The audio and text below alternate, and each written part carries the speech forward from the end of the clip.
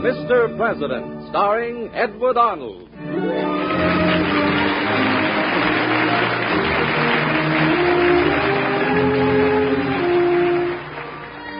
The American Broadcasting Company and its affiliated stations present Mr. President with Edward Arnold. Mr. President, at home in the White House, the elected leader of our country, our fellow citizen and neighbor. These are little-known stories of the men who lived in the White House.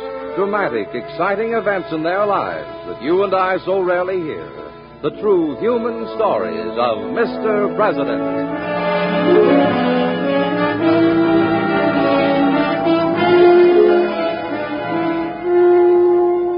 Let's visit Mr. President in the White House.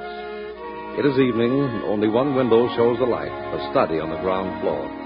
We find ourselves in the corridor outside his office. I'll go right in. Some business for you, Mr. President. Hello. Sit down, won't you? You know, some people think when they cross the threshold of the White House, they step into a maze of state secrets and official documents. Well, in a way, that's right. But we have our lighter moments and the exciting ones, too. Sometimes they become almost too exciting. For instance, this story I'm going to tell you tonight. Which president was I when this story happened? I'll tell you later on. But meanwhile, see if you can guess. Well, my story begins with one of the lighter moments. Come in. Evening, Mr. President. Ready for some refreshments? Good for you, Ralph. Yes, sir, the usual. Ginger ale and orange juice. Did you make it with California oranges? No, sir, I made it with Florida oranges. They're better. No, Ralph, haven't you been following my campaign? How am I going to win the election if you keep favoring Florida with oranges, eh? Well, yes, sir, I know that. I know all about that. Yes, sir. Well, go on. I'll tell you what I'll do, sir. I'll use California oranges after the election. Then I'm going back to Florida. After all, Mr. President, you wouldn't want a man to desert his native state. Here's your drink, sir. Thank you. It's delicious. Excuse me, Mr. President. Your campaign manager's here. Oh, have him come in, Miss Sarah. All right, Mr. Clark. Thank you, Miss Sarah. Mr. President, I'm glad you were able to see me tonight. Sit down, Clark. Ralph, will you pour Mr. Clark a nightcap? Thank you, sir. I'll leave the pitcher handy on this table, Mr. President. All right, Ralph. Now, Clark, what can I do for you? Mr. President, frankly, I'm worried about the campaign. What did you learn on your recent trip? New Jersey, Rhode Island, all along the eastern seaboard. It's the same story. That I'm losing the election. That's right. I've been talking, working 18 hours a day, but it's no use. The people want war, and Wells is playing up to that. Just yesterday, he came out accusing you of being an appeaser. He even went so far as to say you're a weakling, that you lack courage to stand up for the country's rights. Now, how can I answer him? Well, that must be difficult for you. Difficult? It's an impossible situation. Don't you understand? I can't sit by and watch you being cut down without doing something about it. Mr. Clark, I'm afraid you don't understand the position I'm in. What do you mean? Knowing how I feel, I don't believe that I can continue in the campaign. But, Mr. President... Already since this election began, our sovereign rights have been ruthlessly violated. I can't use the normal diplomatic channels to avoid getting into conflict. I've tried that. The first time American lives are lost, our people will demand a showdown. That will mean a declaration of war. In other words, I have used every means at my command to avoid war. And now I believe it is hopeless. Don't you see where that puts all my campaign arguments? I understand Any that, change in my platform would be an open admission that I have failed. Well, isn't that true, sir? For diplomatic reasons, I can't admit that publicly. Then we have no recourse against Wells. That is correct. But what about our party? There is nothing I can do about that. There are some things more important than the party. Well, what do you plan to do? Resign. What? I thought it would startle you. It did me when I first thought about it. How can you do it, sir? I have a plan. It is not finally worked out, but I should be able to tell you about it in a few days. What of the election in our party? We lose the election as gracefully as we can. As to the party, I'm afraid the country comes first. I can see you've made up your mind. Yes. I've thought a great deal upon what would be my duty if Wells is elected. During the 4 months before his inauguration, I would still be president without such moral backing from the nation as would be necessary to steady and control our relations with other governments. Yes, your position would be difficult. Difficult? I would be known to be the rejected, not the accredited spokesman of the country. And yet the accredited spokesman would be without legal authority to speak for the nation. If only there was some constitutional provision for All such my a step. life I have advocated such responsible government for the United States. Responsible government means government by those whom the people trust, and trust at the time of decision and action. You realize what precedent this sort of thing could set? I do. Such action on my part would inaugurate, at least by example, a remedy for the disadvantage of having to live for 4 months after an election under a party whose guidance has been rejected at the polls. You honestly believe there's no other way? In ordinary times, it would perhaps not be necessary. But in the existing circumstance, it's imperative. The choice of policy in respect of our foreign relations rests with the executive. No such situation has ever existed before. And I have no right to risk the peace of the nation by remaining in office after I've lost my authority. And you intend going ahead with the necessary preparation? That's correct, Mr. Clark. Will you keep me posted? You can depend upon that.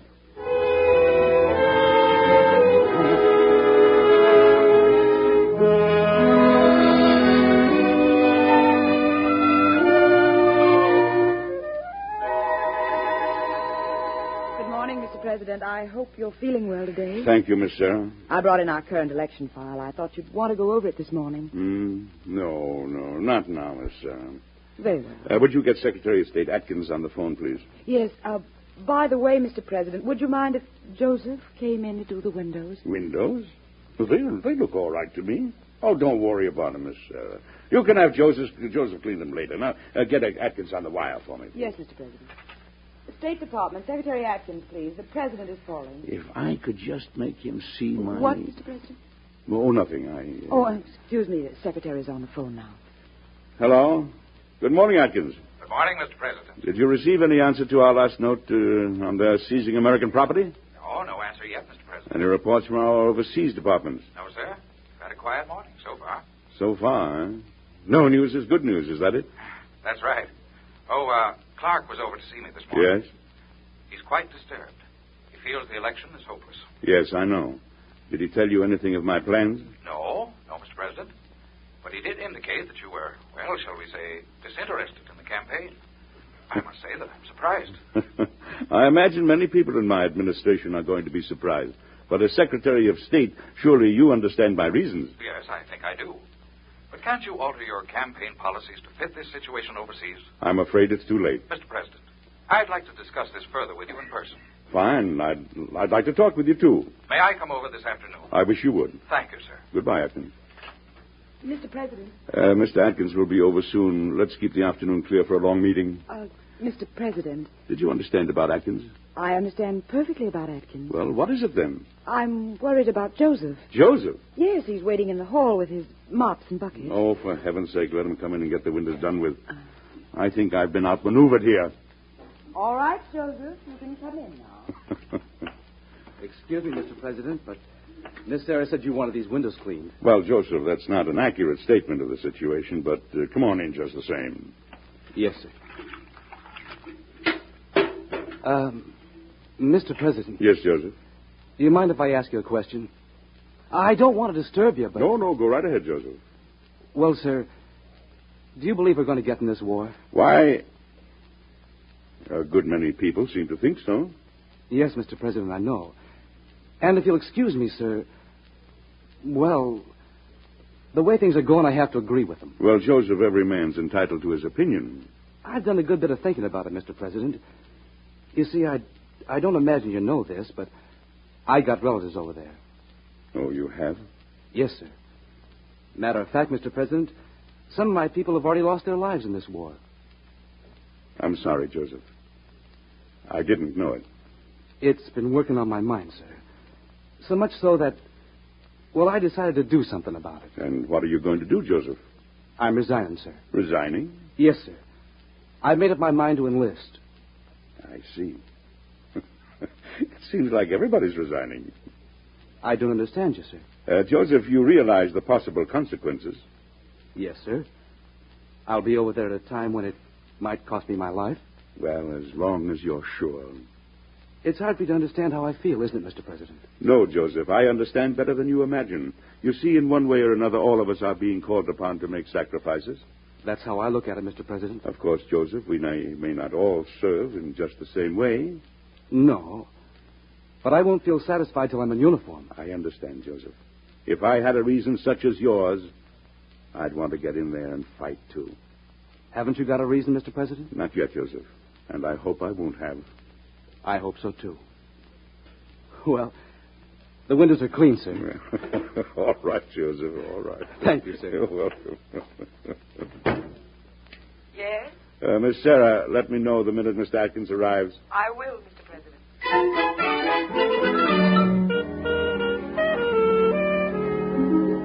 So you see, Mr. Atkins, it looks very much as though Wells is going to win the election. That means our people want him as their president beginning this November. Why should they have to wait until March for him to be inaugurated? Well, as you know, the Constitution is written that way. True, but there is another interesting provision in our laws. What's that? That the Secretary of State be second in line to succeed the Chief Executive. I don't understand what you're driving at, Mr. President. Simply this. Suppose on the day that Wells wins the election, I resign. Resign? That's correct. And let's suppose that my Vice President and my Secretary of State also resign. Mr. President, you... My final act before leaving office would be to appoint Wells Secretary of State in your place. Then you mean... Yes, I mean that Wells would automatically take office as Chief Executive 4 months before his inauguration would ordinarily be due. I've got to compliment you. It is an ingenious plan. Ingenious, yes. But does it appeal to you, Mr. Secretary? I don't know what to say, Mr. President. It would spare us all 4 difficult months. More important than that, much more important, America would present a united front. Yes, but... Tell me this, Mr. Atkins. If I can get the Vice President to agree, would you give your consent? That is something I shall have to think over, Mr. President. If the Vice President and I both resign, you'd be alone here in a most embarrassing situation, with a Congress largely against you. True enough. Well, then. If the Vice President goes along with you, I shall have to give my consent. Good. Thank you, Mr. Atkins. Miss Sarah, see if you can arrange for the Vice President to come over this afternoon. But,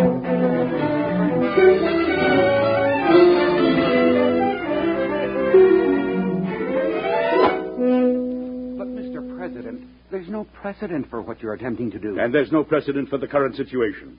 I just don't like the thought of this resignation. Neither do I, Mr. Lewis. But in my position, I do many things I don't like. Are you sure there's no other way? I'm very sure. Well, all right. You have my consent. Thank you, Mr. Lewis. Well, I won't keep you any longer. I know you have a great many matters to attend to. Yes, that's quite true.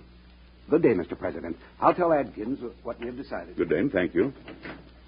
Mr. President, now that your callers have gone, don't you want to look over the reports on your campaign? No, let's put that off a while, Miss Sarah. Well, I don't want to be a nuisance, Mr. President, but the election's only 2 months off, and I know you generally keep very close touch with your people in the field. Yes, I know.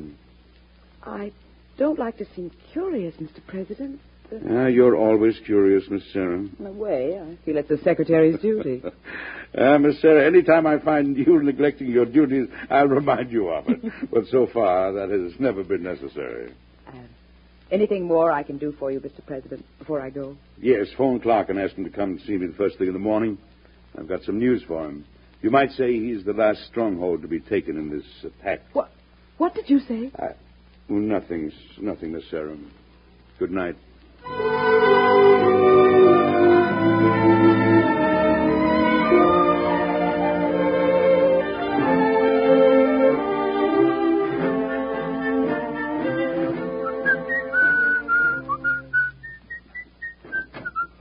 Good morning, Mr. President. My, you're in a good mood. Oh, am I? I believe you can thank the cook for that. I notice you whistle that tune when things are going well. Really? Mm-hmm. Well, perhaps so. Is Clark here? Yes, just a moment. I'll ask him to come in. Come in, Mr. Clark. Good morning, Mr. President. Good morning, Clark.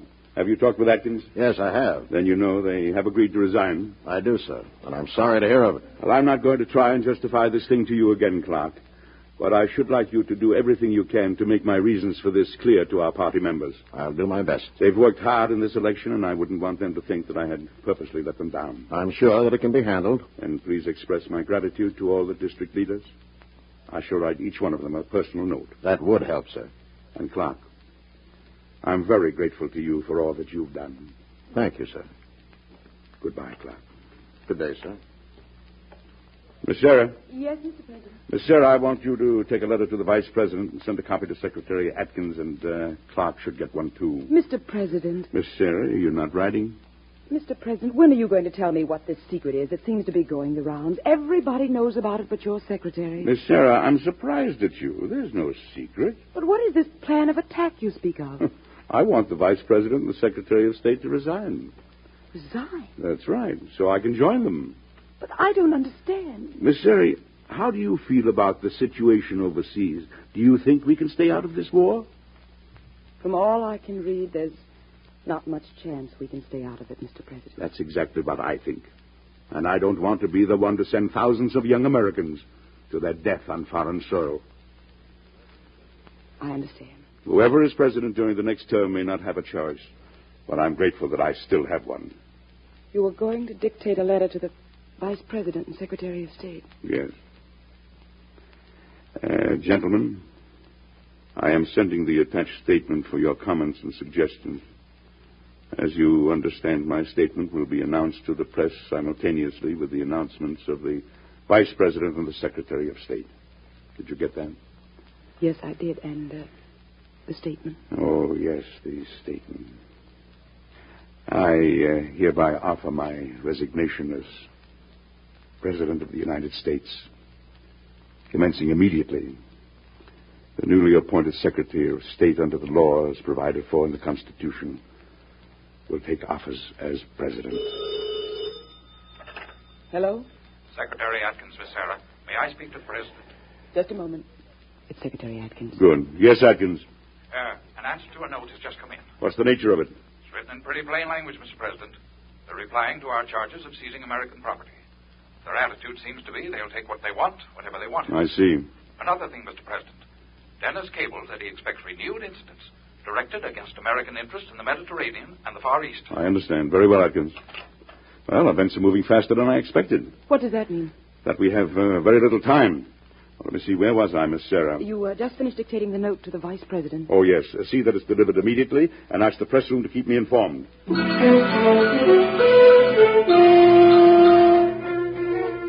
Any new developments, Miss Sarah? Yes, Mr. President. A note just delivered to the State Department. They threaten unrestricted warfare against our shipping in the English Channel. Mr. President, the Federal Bureau just informed me of a plot to blow up the key bridges in the metropolitan areas of the United States.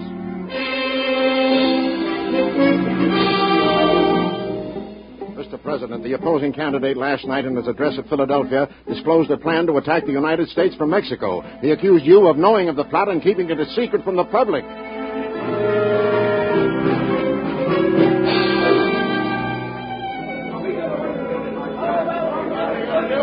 I wonder how much longer we've got to stay out of this thing. Shall I close the window? No, let them shout. They have a right to voice their feelings. It's Mr. Wells' talk last night that's doing it. It's just adding to it. It's the threat of attacks on our shipping and what they're doing to England and France. Mr. President, is there anything else you can do? No, I've sent notes. I've demanded that our rights as a neutral nation be respected. And what have we gotten in return? Abuse. There's no alternative. There's no alternative now but to declare war. And the worst part of it is, I think our enemies know that and are waiting for it. Then why not go ahead? That is not my position. It is the people's, and it must be their decision. And until I'm sure that they are unanimous, I must continue to wait. Hello? Atkins, is the President in? Oh, just a moment. It's Mr. Atkins I'll again. take it. Yes, Atkins. Mr. President, it's happened. A surprise attack this morning. 114 American lives lost. The news should break on the streets any moment. They meant what they said in their last note. Yes, and I'm afraid this is only the beginning. Well, I'm going back into the fight, Atkins. You mean a declaration of war? Only a personal declaration of war now. This is going to be a long fight, Atkins, and I'm starting at the beginning. And that means the resignation... The resignation is out. They've started something that I hope to finish.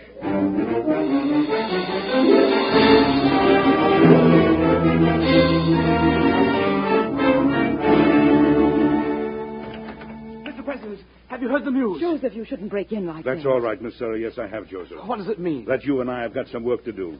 First, I have an election to win, and after that, we'll see if our enemies haven't taken on more than they can bargain for. Mr. President, may I come in? Yes, indeed, Clark. Come in. I got your message, and I've made all the arrangements, sir. Your first speech will be in Cleveland. I've scheduled them in strategic cities west, ending in California. All right, Clark. Anything you say. Thank you, sir. Oh, I'm glad we're getting into this fight before it's too late. You're right on that, Clark.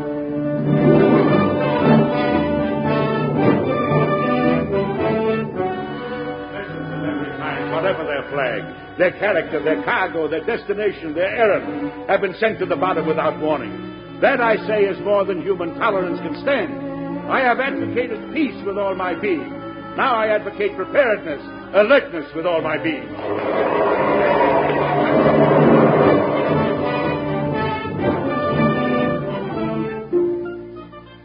Speaking as a candidate for the presidency, I wish to bring to your attention the turnabout which the honorable gentleman now holding that office has made. I say to you, don't be fooled. A man who cries peace, peace in one breath and war in the next is not a fit leader of our armed forces.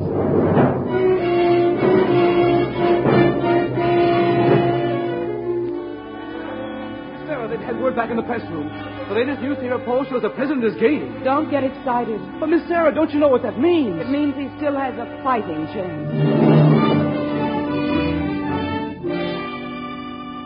Let no man, let no group of men believe they can flaunt the flag of the United States with impunity.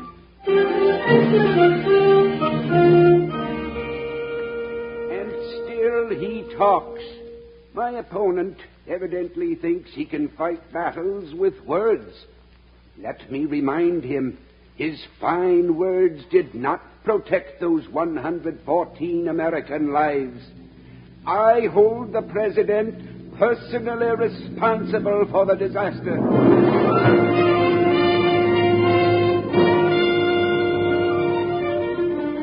People of California, I have tried during this campaign to present the true facts behind this present world crisis. What is your will in the matter? I respectfully await your decision.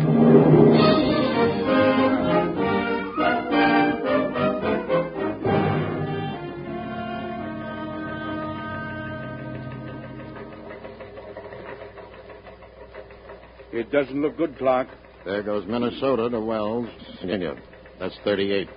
Gentlemen, I think that the sensible thing is to concede this election. Mr. President, perhaps you're forgetting. There are some of the western states that haven't yet been heard from. I'm afraid most of the West will be in the Wells column.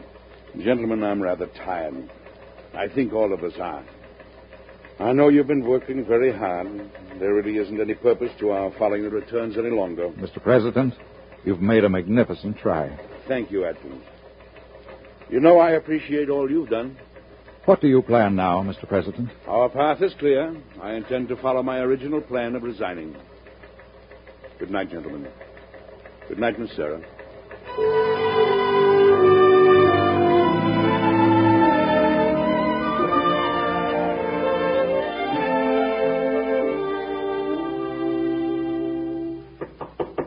Come in.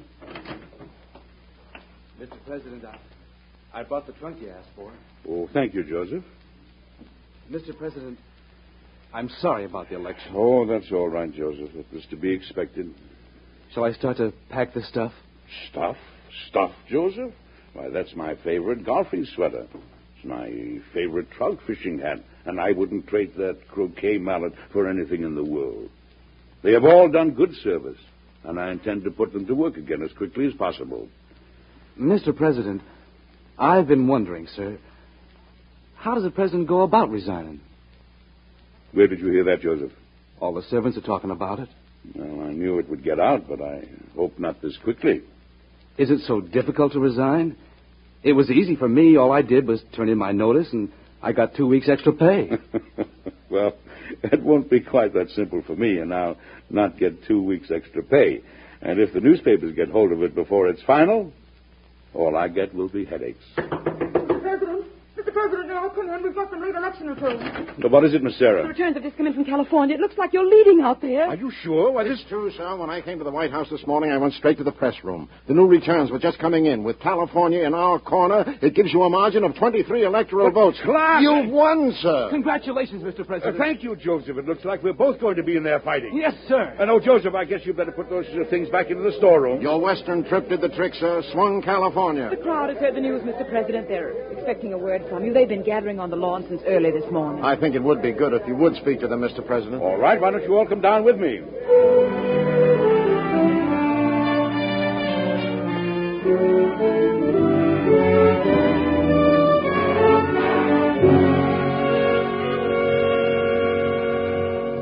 There's one choice we cannot make. We're incapable of making.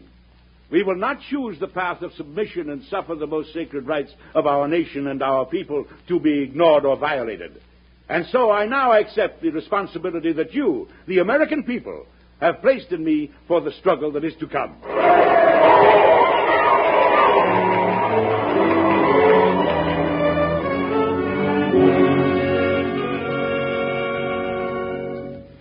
Oh, Miss Sarah, you don't seem to be very happy. Oh, I was just thinking how near we came to having a vacation. Yes, I've thought of the same thing many times these past few days. Sir, could I come in? Yes, certainly, Ralph. I thought you might like a little refreshment along about now. Ginger ale and orange juice. Ralph, is it made with... California oranges, Mr. President. Fine. Yes, sir, I've changed my allegiance.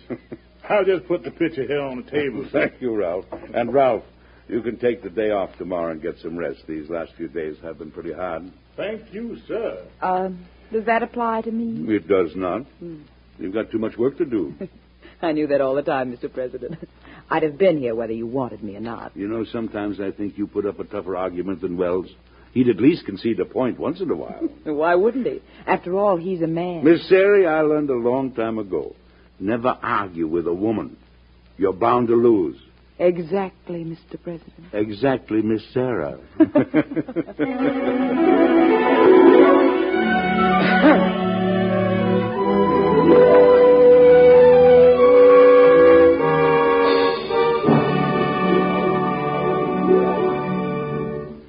Well, we did get into the war and finally won it.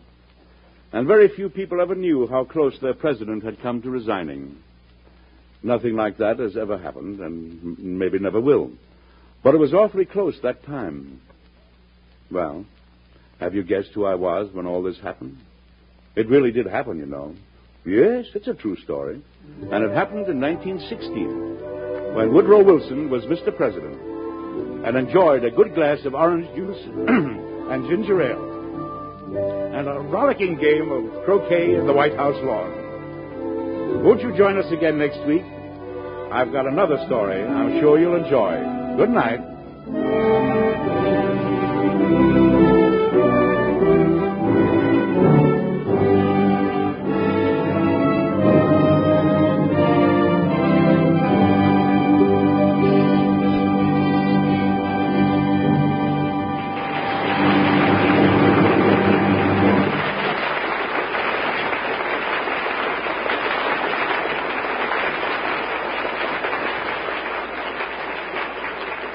Edward Arnold may currently be seen with Clark Gable, Deborah Carr, Sidney Greenstreet, and Adolph Marjou in Metro-Goldwyn-Mayer's production of The Hucksters.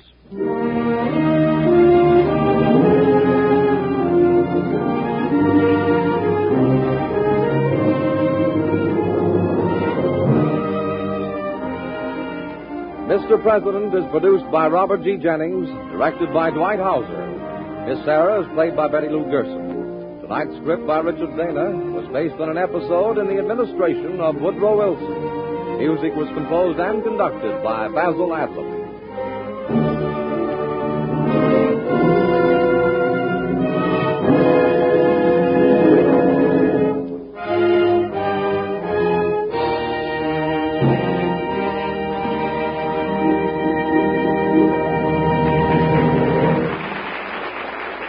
Listen again next week when Edward Arnold brings you another story of Mr. President.